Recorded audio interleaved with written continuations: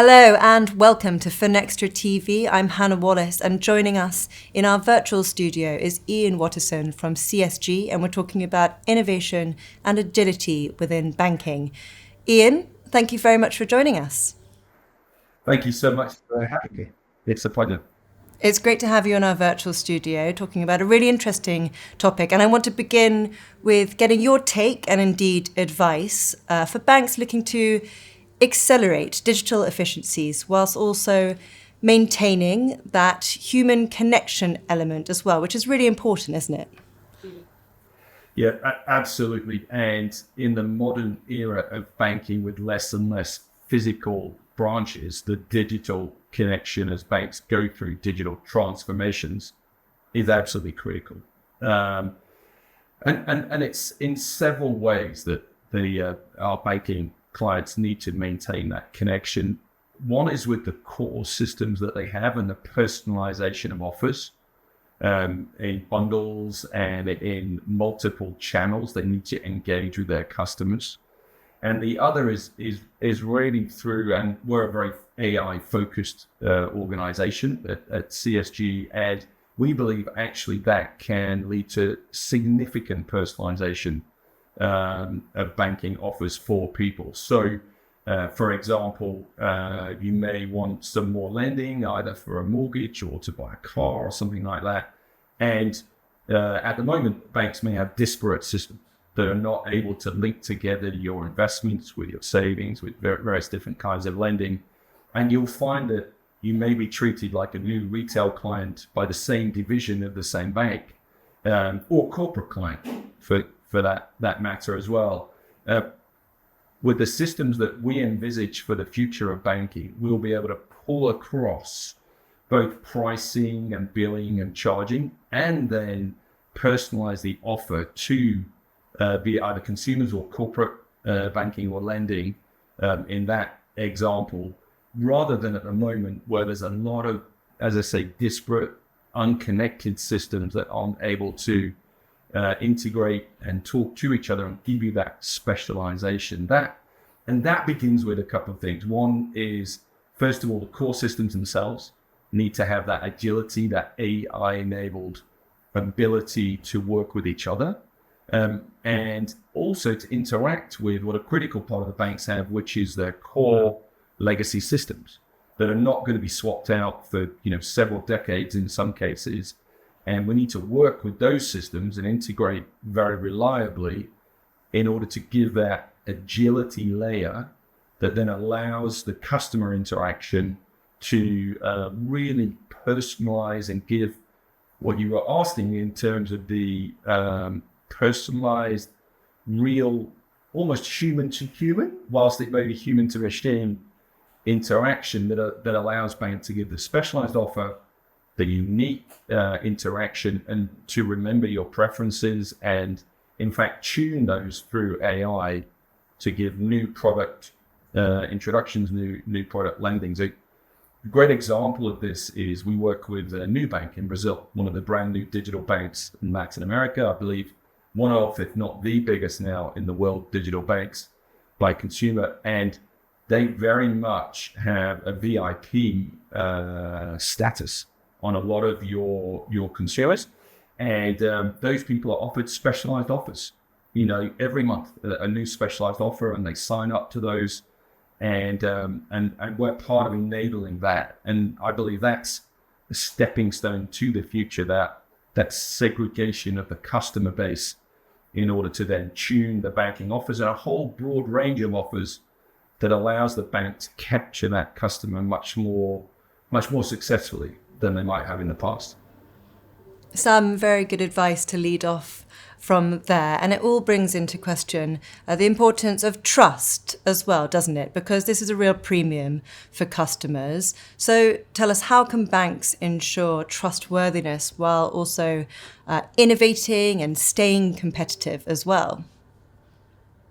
Yeah, fabulous question. And trust in the digital economy generally is absolutely fundamental between customers, both trust of data security, trust of the relationship you have with a customer, just like with person to person. If you meet somebody and they undermine your trust in them, you're not going to go forward with that relationship. We view the banking relationship in the same way. And so first of all our systems start with the fundamental data security to make sure that we're completely compliant with all regulations from ISO to GDPR to whatever that might be in any global market.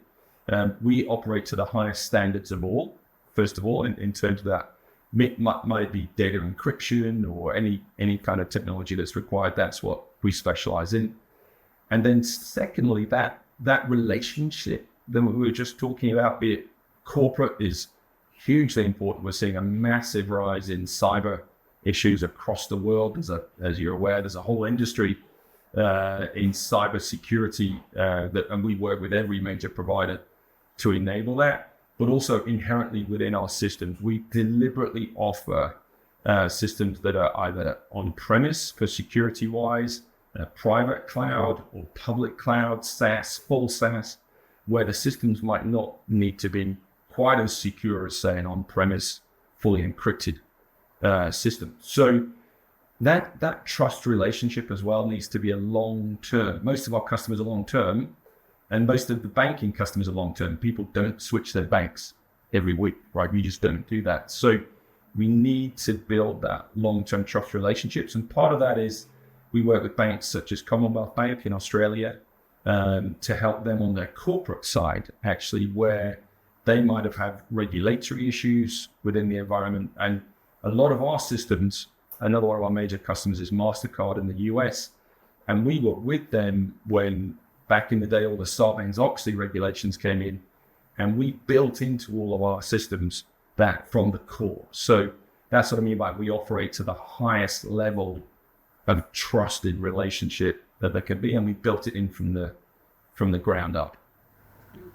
It's very interesting to hear what CSG is doing in this space. And you've spoken a lot already about the importance of agility. But what about the importance of making the distinction between agility and speed, not getting them mixed up, when approaching innovation from banks? What about that?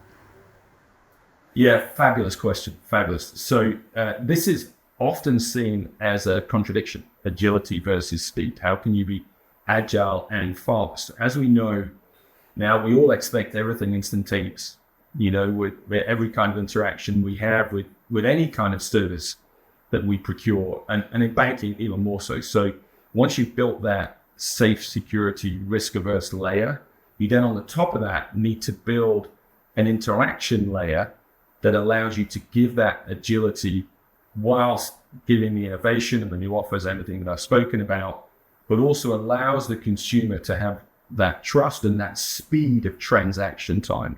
So the only way that's possible is once you've built all those foundational layers that we've discussed, is really having that machine-based, AI-enabled transaction layer on the top. And that layer that we would call either a workflow layer or a customer experience layer, you can describe it in many different ways, allows a corporate or a consumer to bundle, rebundle, and a key part of this is what we would call pricing and quoting. So, okay, I'm a corporate institution and I want to expand into a new country. I might need a whole bunch of different debt options or foreign exchange transactions that are done.